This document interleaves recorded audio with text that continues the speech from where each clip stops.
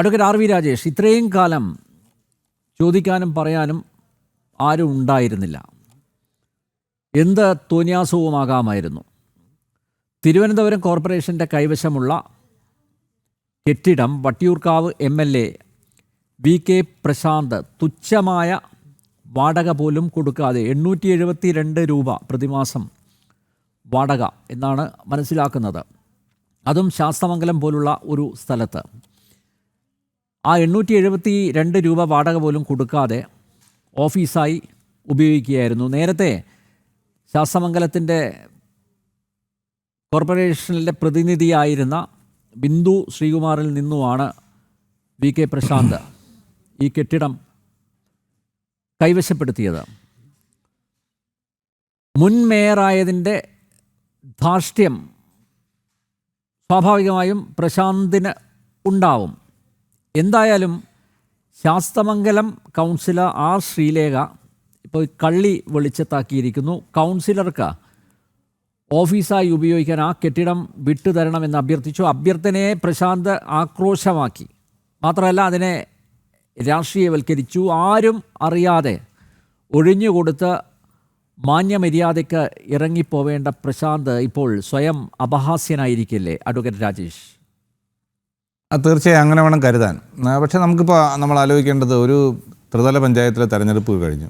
അപ്പോൾ ജനങ്ങൾ നേരിട്ട് ഏറ്റവും അടിസ്ഥാനപരമായ ഒരു ഘടകത്തിലേക്ക് അല്ലെങ്കിൽ ജനാധിപത്യ പ്രക്രിയയിലേക്ക് പങ്കാളികളാവുകയും അതിൻ്റെ ഫലമായി പുതിയ ഭരണസമിതികൾ അധികാരത്തിൽ വരികയും അതിൻ്റെ കണക്കെടുപ്പുകളും അതല്ലെങ്കിൽ അതിൻ്റെ രാഷ്ട്രീയമായ സംവാദങ്ങളും വിവാദങ്ങളും ഒക്കെ അത് കഴിയേണ്ട സമയമായി. ഇനിയിപ്പോൾ എന്താണ്, വികസനത്തിൻ്റെയോ അതല്ലെങ്കിൽ ഒരു സമന്വയത്തിൻ്റെയോ നാടിൻ്റെ പുരോഗതിക്കോ വേണ്ടിയുള്ള അടിസ്ഥാനപരമായ കാര്യങ്ങൾക്ക് ഒരു സമന്വയത്തിലൂടെ പരിഹാരമുണ്ടാക്കുക, അതിനുവേണ്ടിയുള്ള അടിസ്ഥാനപരമായ ഇടപെടലുകൾ നടത്തുക, ജനങ്ങളുമായി ഏറ്റവും നേരിട്ട് സംവദിക്കുന്ന, ജനങ്ങളുമായി നേരിട്ട് ഇടപഴകുന്ന ഒരു ജനാധിപത്യത്തിൻ്റെ ഏറ്റവും അടിസ്ഥാന ഘടകം തന്നെയാണ് ഇത്തരം ത്രിതല പഞ്ചായത്തുകൾ. അപ്പോൾ അവിടെ ഈ തെരഞ്ഞെടുപ്പ് കഴിയുമ്പോൾ നമുക്ക് ആദ്യം അടിസ്ഥാനപരമായി എന്തൊക്കെയാണ് ഇപ്പോൾ തിരുവനന്തപുരം നഗരത്തിലൊരു പുതിയ ഭരണസമിതി നിലവിൽ വന്നിരിക്കുകയാണ്. കാരണം നിലവിൽ 4 പതിറ്റാണ്ടുകളായി അധികാരത്തിലിരുന്ന ഭരണസമിതിയുടെ പിടിപ്പുകേടും അഴിമതിയും കെടുകാര്യസ്ഥയും ജനവിരുദ്ധ സമീപനങ്ങളും ഒക്കെ കണ്ട് ജനങ്ങൾ മടുത്തിട്ടാണ് ഒരു പുതിയ സംവിധാനത്തിലേക്ക് അല്ലെങ്കിൽ ഒരു രാഷ്ട്രീയ മാറ്റത്തിന് ജനങ്ങൾ തീരുമാനമെടുത്തിരിക്കുന്നത്. അപ്പോൾ അങ്ങനെ ഉണ്ടായിരിക്കുന്ന ഈ ഭരണസമിതിക്ക് ഒരു പ്രിഫറൻസ് ഉണ്ടാകണം. നമുക്ക് ഏറ്റവും പ്രധാനപ്പെട്ട കാര്യം ഈ നഗരത്തിൻ്റെ വികസനം തന്നെയാണ്. ആ നഗര വികസനത്തിന് വേണ്ടിയുള്ള പദ്ധതികൾ എന്തൊക്കെയാണ്, അതിന് അടിസ്ഥാനപരമായി ആദ്യം നടത്തേണ്ട പദ്ധതികൾ എന്തൊക്കെയാണ്. അപ്പോൾ ആ കാര്യങ്ങളിൽ വളരെ കൃത്യമായ ഒരു പ്രിഫറൻസ് ഈ കാര്യത്തിൽ ഉണ്ടാകണം എന്നുള്ള കാര്യത്തിൽ യാതൊരു സംശയവുമില്ല. ഇപ്പോൾ നഗരത്തിലെ ഏറ്റവും പ്രധാനപ്പെട്ട വിഷയങ്ങൾ എന്താണ്, മാലിന്യ സംസ്കരണമായാലും ഗതാഗത സൗകര്യങ്ങളുടെ മെച്ചപ്പെടുത്തലായാലും ഇപ്പോൾ മെട്രോ റെയിലും മോണോ റെയിലും ഒക്കെ നമ്മൾ വർഷങ്ങളായി ചർച്ച ചെയ്യുകയാണ്. UDF ഗവൺമെൻറ് കാലഘട്ടത്തിൽ ആ കാര്യങ്ങളിലൊക്കെ ചർച്ച നടന്നിട്ടുള്ളതാണ്. അപ്പോൾ അതാണ് ഒന്നാമത്തെ ഒരു പ്രിഫറൻസ് നൽകേണ്ടതെന്നാണ് എൻ്റെ വ്യക്തിപരമായ അഭിപ്രായം. അടുത്ത ഒരു ഘട്ടമായി തീർച്ചയായും നഗരത്തിലെ അനധികൃതമായ കയ്യേറ്റങ്ങൾ നമ്മൾ ചർച്ച ചെയ്യപ്പെടണം. ആ കയ്യേറ്റങ്ങൾ ഒഴിപ്പിക്കേണ്ടത് ഒരു നഗരഭരണത്തിൻ്റെ ഏറ്റവും പ്രധാനപ്പെട്ട ഉത്തരവാദിത്വം തന്നെയാണ്. അത് ഈ MLAയുടെ ഓഫീസ് മാത്രമല്ല, ഈ നഗരത്തിൽ എത്രയോ പ്രദേശങ്ങളിലേക്ക് കഴിഞ്ഞ 40 വർഷമായി അധികാരത്തിരിക്കുന്ന നഗരസഭയുടെ ആ ഭരണത്തിൻ്റെ ഹുങ്ക് ഉപയോഗിച്ചുകൊണ്ട്, അധികാരം ഉപയോഗിച്ചുകൊണ്ട് പാർട്ടിയുടെയും പാർട്ടി ഓഫീസുകളായോ അല്ലെങ്കിൽ പാർട്ടിയുമായി ബന്ധപ്പെട്ട പല ഘടകങ്ങളുടെ പേരിൽ അല്ലെങ്കിൽ വ്യക്തികളുടെ പേരിൽ നഗരത്തിൽ ഈ ഭരണത്തിൽ സ്വാധീനമുള്ള അല്ലെങ്കിൽ ആ പാർട്ടിയുടെ പ്രധാനപ്പെട്ട ആളുകളുടെ ആ സഹായത്തോടു കൂടിയുള്ള അനധികൃതമായ കയ്യേറ്റങ്ങൾ ഈ നഗരത്തിലുണ്ടായിട്ടുണ്ട്. അത് അടുത്ത ഘട്ടമായി ഒഴിപ്പിക്കേണ്ട ഒരു കാര്യമാണ്. പക്ഷേ ഇവിടെ ആ പ്രിഫറൻസ് ഉണ്ടായിട്ടുണ്ടോ എന്നുള്ള കാര്യത്തിൽ സംശയമില്ല, അതവിടെ നിൽക്കട്ടെ. പക്ഷേ ഒരു MLA എന്നുള്ള രീതിയിൽ ആ MLA അദ്ദേഹത്തിന് MLA ഹോസ്റ്റലിൽ 2 മുറികളുണ്ട് എന്നാണ് പല MLAമാർക്കും 1ഉം 2ഉം മുറികൾ അവിടെ അനുവദിച്ചിട്ടുണ്ട്. അപ്പോൾ ആ മുറികൾ അത് എന്തിനു വേണ്ടിയാണ് അദ്ദേഹം ഉപയോഗിക്കുന്നത്? നേരത്തെ ശ്രീ K മുരളീധരൻ തിരുവനന്തപുരത്ത് വട്ടിയൂർക്കാവിലെ MLA ആയിരുന്നു. അന്ന് അദ്ദേഹം തിരുവനന്തപുരം MLA ഹോസ്റ്റലിലാണ് അദ്ദേഹത്തിൻ്റെ ഓഫീസ് പ്രവർത്തിച്ചത്. ജനങ്ങൾക്ക് യാതൊരു ബുദ്ധിമുട്ടും ഉണ്ടായിട്ടില്ല. അദ്ദേഹം MLA ഹോസ്റ്റലിലെ 1ാമത്തെ നിലയിൽ തന്നെയാണ് അദ്ദേഹത്തിൻ്റെ ഓഫീസ്. അവിടെ ഏത് സമയവും ആളുകൾക്ക് കടന്നു ചെല്ലാൻ. തീർച്ചയായും MLA ഹോസ്റ്റൽ വട്ടിയൂർക്കാവ് മണ്ഡലത്തിലാണ്. ആ മണ്ഡലത്തിലുള്ള എല്ലാ പ്രദേശത്തുള്ള ആളുകൾക്കും എത്തിച്ചേരാൻ കഴിയുന്ന ഒരു സ്ഥലം കൂടിയാണ് MLA ഹോസ്റ്റൽ എന്ന് പറയുന്നത്. അദ്ദേഹത്തിൻ്റെ ഓഫീസ് അവിടെ പ്രവർത്തിച്ചിരുന്നു. അതിനകത്ത് ആർക്കും ഒരു അസൗകര്യം ഉണ്ടായിട്ടില്ല, പരാതികൾ ഉണ്ടായിട്ടില്ല. ജനങ്ങൾക്ക് ഏത് സമയവും കടന്നു ചെല്ലാൻ കഴിയുന്ന രീതിയിലാണ് അദ്ദേഹത്തിൻ്റെ ഓഫീസ് സംവിധാനം പ്രവർത്തിക്കുന്ന കാര്യത്തിൽ വട്ടിയൂർക്കാവിലെ അല്ലെങ്കിൽ തിരുവനന്തപുരം നഗരത്തിലെ എല്ലാ ആളുകൾക്കും അറിയാവുന്നൊരു കാര്യമാണ്. ഇപ്പോൾ എന്തിനാണ് ഇപ്പോൾ ഇവിടെ മുൻ മേയർ എന്നുള്ളൊരു പദവി ഉപയോഗിച്ചുകൊണ്ട് ഏതെങ്കിലും ഓഫീസ് നഗരസഭയുടെ ഓഫീസ് കൊടുക്കാൻ വേണ്ടി ഒരു നഗരസഭാ ചട്ടങ്ങളിലോ അതല്ലെങ്കിൽ ഏതെങ്കിലും രീതിയിലുള്ള ഒരു പ്രിഫറൻസോ മുൻ മേയർക്കില്ല എന്നുള്ളത് നമുക്ക് എല്ലാവർക്കും അറിയാം. അപ്പോൾ അങ്ങനെ ഒരു ഓഫീസ് എങ്ങനെയാണ് അനുവദിച്ചു കൊടുത്തിട്ടുള്ളത്? ഇപ്പോൾ നഗരസഭയുടെ ഓഫീസ്, ഇപ്പോൾ നമുക്കറിയാം ഡൽഹിയിൽ MP മാർക്ക് ഓഫീസുണ്ട്. അവിടെ പോയി MLA മാർക്ക് ഓഫീസ് വേണമെന്ന് പറഞ്ഞാൽ, അല്ലെങ്കിൽ ഏതെങ്കിലും സംസ്ഥാനത്തെ ഭരണാധികാരികൾക്ക് അവിടെ പ്രത്യേക ഓഫീസ് കേന്ദ്ര സർക്കാർ അനുവദിക്കണം, അല്ലെങ്കിൽ കേന്ദ്ര ഗവൺമെൻറ് കീഴിലുള്ള മന്ത്രാലയം അനുവദിക്കണമെന്ന് പറഞ്ഞാൽ നടക്കാത്ത കാര്യമാണ്. അതല്ലെങ്കിൽ ഡൽഹിയിലെ നേരത്തെ ഉണ്ടായിരുന്ന ഏതെങ്കിലും ഭരണാധികാരികൾക്ക് അവിടെ അനുവദിക്കണമെന്ന് പറഞ്ഞാൽ അത് കിട്ടാത്ത കാര്യമാണ്. അപ്പോൾ അവിടെ ഈ ഭരണം ഒഴിയുമ്പോൾ, MP സ്ഥാനം ഒഴിയുമ്പോൾ അല്ലെങ്കിൽ മന്ത്രിസ്ഥാനം ഒഴിയുമ്പോൾ ഇത്ര ദിവസങ്ങൾക്കുള്ളിൽ ആ ഓഫീസ് അല്ലെങ്കിൽ അവരുടെ റെസിഡൻസ് ഒഴിയണമെന്നാണ്. ഇല്ലെങ്കിൽ അവർക്ക് ഇരട്ടിയായിട്ടുള്ള ഫൈനും വാടകയൊക്കെ ഈടാക്കും.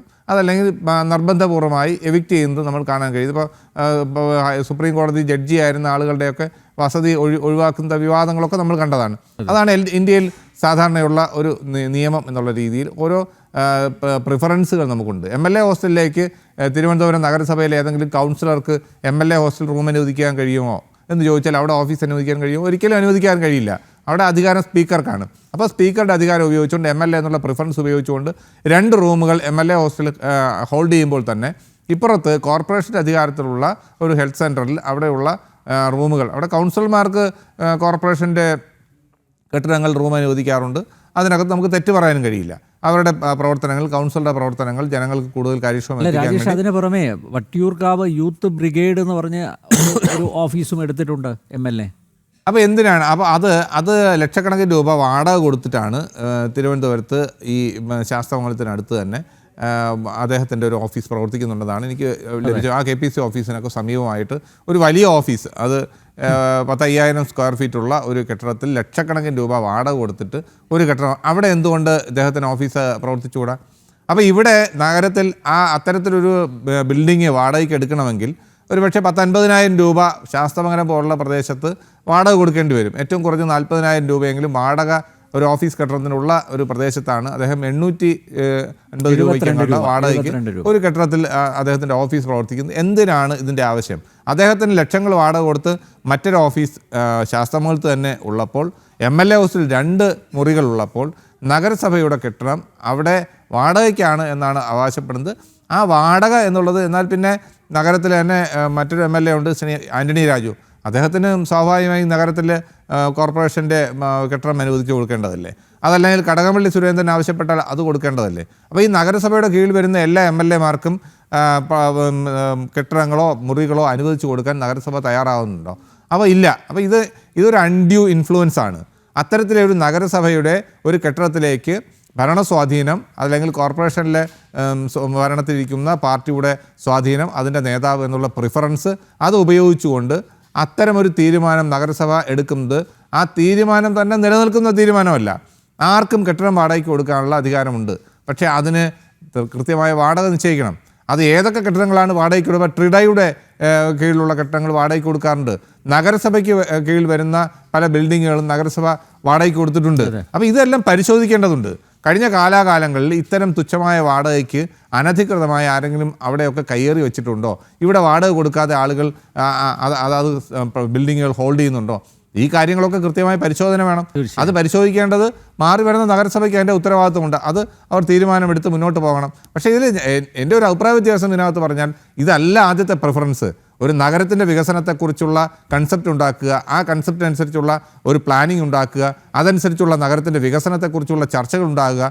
അതല്ല ഒരു നെഗറ്റീവ് ചർച്ചകളിലേക്ക് ഒരു നഗരസഭ അധികാരത്തിൽ വന്ന് ഉടൻ തന്നെ പോവുക എന്നുള്ളത്, MLA വേഴ്സസ് കൗൺസിലർ എന്നുള്ളൊരു ചർച്ച തന്നെ ഈ ഒരു പുതിയ ഭരണ സംവിധാനം വരുമ്പോൾ ഒരു പോസിറ്റീവ് തോട്ട്സ് ജനങ്ങളുടെ മനസ്സിലേക്കുള്ളപ്പോൾ, ഒരു പുതിയ ഭരണസമിതിയിലേക്ക് ജനങ്ങൾ കൂടുതൽ പ്രതീക്ഷ അർപ്പിക്കുമ്പോൾ ഇത്തരം വിവാദങ്ങളിലേക്ക് മാത്രമായി അത് തീർച്ചയായും വേണം. അത്തരം അനധികൃത കയ്യേറ്റങ്ങൾ ഒഴിപ്പിക്കുക തന്നെ വേണം. അതിനൊരു പ്രിഫറൻസ് കൊടുക്കേണ്ടത് ഏതിനാണ് എന്ന് തീരുമാനിക്കുന്നത് നിലവിൽ വന്ന മേയറും ഭരണസമിതിയും തന്നെയാണ്. അതിന് അവർക്കൊരു പ്രിഫറൻസ് ഉണ്ടാകണമെന്നുള്ളതാണ് എൻ്റെ ഒരു അഭിപ്രായം.